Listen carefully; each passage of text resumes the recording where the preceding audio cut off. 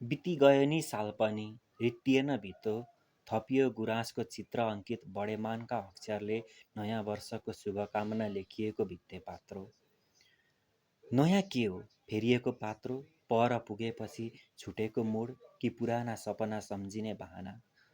सधैँ भनिरहन्छ साथी दुःखले लान्छ मलाई बाँच्नका लागि पीडाहरूलाई जिस्काउनु विरक्तिसँग इत्रिनु सम्झौता गर्नु बाध्यतासँग जीवन पीडै पीडाको आर्तनाद हो। अझ बाँकी नै छ अझ केही बाँकी छ जीवनले सम्झाउँछ पीडामाथि उभिएर मुस्कुराउन।